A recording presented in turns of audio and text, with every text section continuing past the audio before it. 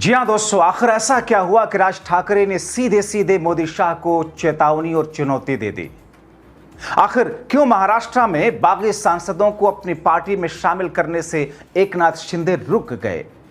आखिर अब तक 6 में से 2 बागियों ने डील पर साइन क्यों नहीं की।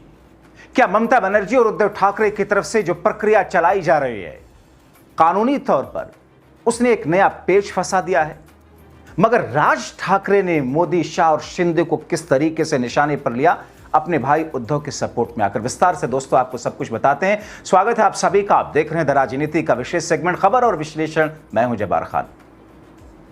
दोस्तों, शाह के ऑपरेशन लोटस वाले अलोकतांत्रिक और असंवैधानिक कदमों के बीच उद्धव ठाकरे के भाई राज ठाकरे ने सीधे सीधे मोदी शाह को चुनौती देते हुए ऐसा कुछ कह दिया कि पूरे देश में हंगामा मच गया। दोस्तों, देश की राजनीति बड़े दिलचस्प मोड़ पर आ चुकी है, जो बीजेपी खेमे के लिए संकट में डालने वाली और खुद शिंदे के लिए बैरिकेडिंग वाली है। क्योंकि बात अब सिर्फ बीजेपी शाह के हिसाब से सब कुछ ना चलने पर आ चुकी है। ऑपरेशन टाइगर फंस सा दिख रहा है। पहले आपको जल्दी से कुछ खबर दिखा देते हैं, हेडलाइंस दिखा देते हैं कि अचानक शिंदे ने बागियों को अपने साथ मिलाने वाले कदम को होल्ड क्यों किया, और फिर उसके बाद राज ठाकरे ने कैसे मोदी शाह को चैलेंज किया है, कैसे उन पर गंभीर आरोप लगाए, विस्तार से बताते। देखिए, देश के बड़े दरबारी मीडिया हाउस ने क्या हेडलाइन लिखी है। आज शामिल नहीं होंगे उद्धव गुट के बागी 6 सांसद, खुद शिंदे गुट ने कर दिया खारिज। एक दूसरी चौंकाने वाली और बड़ी खबर यह भी देश के दरबारी मीडिया ने छापी है। शिवसेना के ऑपरेशन टाइगर में नया मोड़, उद्धव सेना का दांव, 6 में से 2 सांसदों ने डील पर नहीं किए साइन।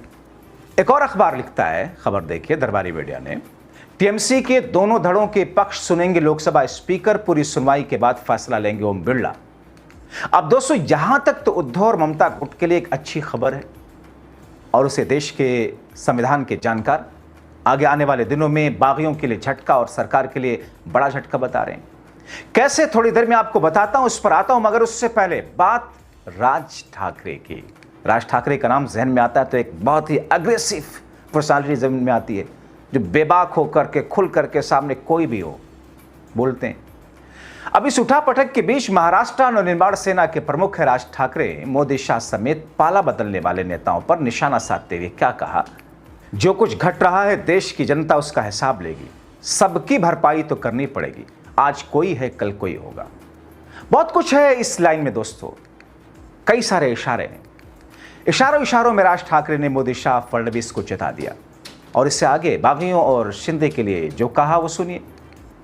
वो कहते हैं, जब आत्मसम्मान से समझौता हो जाता है तो इंसान सिर्फ जिंदा लाश बनकर रह जाता है। राजनीतिक फायदे के लिए चुने हुए प्रतिनिधियों को तोड़ने की कोशिश की जा रही। एक पुरानी कहावत है कि जब आत्मसम्मान खो जाता तो सिर्फ जिंदा लाशें बचती हैं। सत्ता हासिल करने की होड़ में राजनीतिक पार्टियां महाराष्ट्र और देश के सामने मौजूद बड़े और अहम मुद्दों का गला घोट रही हैं, महाराष्ट्र और केंद्र सरकार।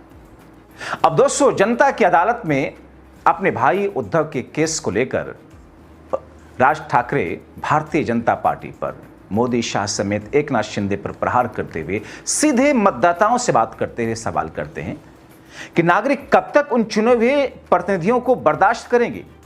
आप सब वोटर हैं, क्या आप लोग यही बर्दाश्त करते रहेंगे? करोड़ों के सौदों के बाद पाला ये बदल लेते हैं।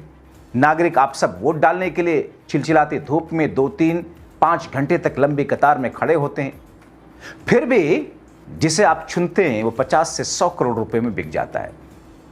पूछा, क्या आप इन लोगों को फिर से चुनेंगे?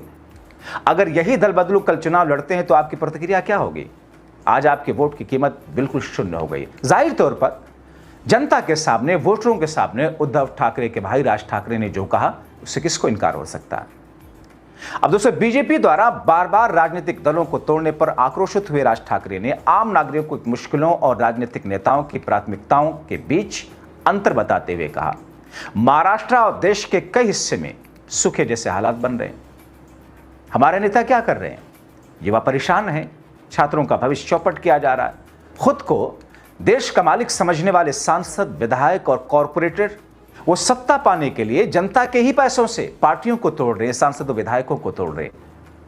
पार्टी नेताओं को सरेआम सामान की तरह खरीदा बेचा जा रहा है। दोस्तों, आप देखें कि सरकार जरूरी सामाजिक और आर्थिक मुद्दों को हल करने के बजाय राजनीतिक दल बदल कराने, सरकारें गिराने, पार्टियां तोड़ने में लगी है।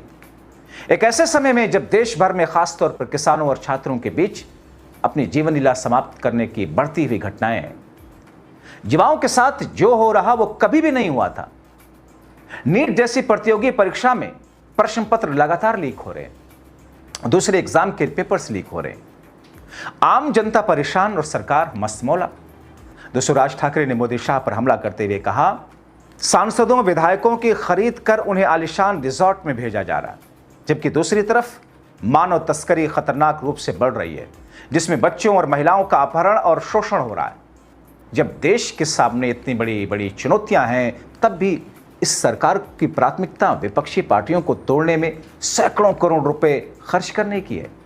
जाहिर तौर पर दोस्तों, राज ठाकरे ने जिन जिन शब्दों का, जिन जिन लाइनों का, जिन जिन बातों का प्रयोग किया है, मुहावरों का, उससे बीजेपी का कोई नेता इनकार नहीं कर सकता कि वो सच नहीं है। मोदी शाह शिंदे तक इनकार नहीं कर सकते। क्या हो रहा है और क्या हुआ है? मतलब अमित शाह जब पहुंचे कल 20 जून को महाराष्ट्र में, तो उन्होंने कहा कि साहब, असली शिवसेना तो एकनाथ शिंदे वाली ही है, अब आपको लिखने की जरूरत नहीं होगी शिंदे गुट की शिवसेना। मतलब गजब स्थिति है। चुनाव आयोग को कहता है कि साहब आप शिंदे गुट की शिवसेना है, आप उद्धव गुट की शिवसेना। अमित शाह कहता है कि नहीं, आप ही हैं असली शिवसेना, शिंदे गुट की लिखने की जरूरत नहीं। अब इन तमाम स्थितियों और परिस्थितियों में देश में जो कुछ चल रहा है, आने वाले दिनों में एक ऐसे संकट की तरफ इशारा है जिसे पार पाना सरकार के लिए बहुत मुश्किल होगा। अब इन तमाम स्थितियों और परिस्थितियों को दोस्तों आप देखें, महाराष्ट्र जिस तरीके से, क्या कहा एकनाथ शिंदे ने इससे पहले, किस किस्म की भाषा का प्रयोग किया।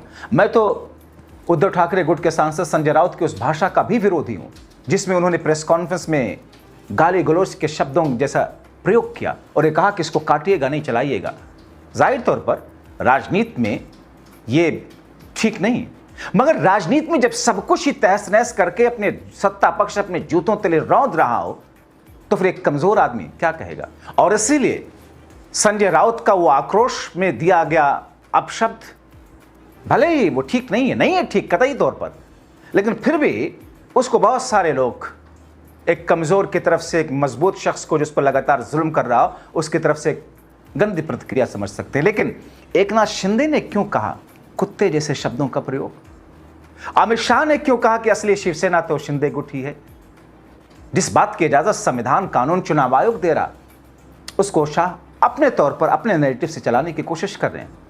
अब इन तमाम स्थितियों और परिस्थितियों में दोस्तों आप देखिए, ठोकिए, बजाइए, देश में चल क्या रहा है। उद्धव ठाकरे के सपोर्ट में मुझे लगता है कि राज ठाकरे तो देर से आए, इनको तो पहले आ जाना चाहिए था। लेकिन उद्धव ठाकरे के साथ राज ठाकरे आकर के क्या इन लड़ाइयों में कोई ऐसा सहयोग दे पाएंगे? क्योंकि लड़ाई तो पंजाब से जो शुरू हुई, आम आदमी पार्टी के खिलाफ 7 सांसदों को तोड़ा, बंगाल गई, बंगाल से महाराष्ट्र पहुंची, महाराष्ट्र से उत्तर प्रदेश पहुंची। उत्तर प्रदेश में हालांकि ये फेल हो गया। लेकिन इन तमाम स्थितियों और परिस्थितियों को देखकर जो हालात इस वक्त दिख रहे हैं, उसमें बीजेपी सिर्फ और सिर्फ, सत्ता पक्ष सिर्फ और सिर्फ 2/3 बहुमत हासिल करने के लिए सब कुछ कर रहा है। लेकिन इसके पीछे एक और भी खेल है। क्या कहीं यह खेल शाह वर्सेस योगी वाला, मोदी के बाद कौन वाला, उस स्थिति में अपनी तैयारी तो नहीं कर रहे हैं शाह? बहुत सारे राजनीतिक जानकार इस बात की तरफ इशारा करते हैं। आप क्या सोचते हैं? अपने राय कमेंट बॉक्स में जरूर लिखें।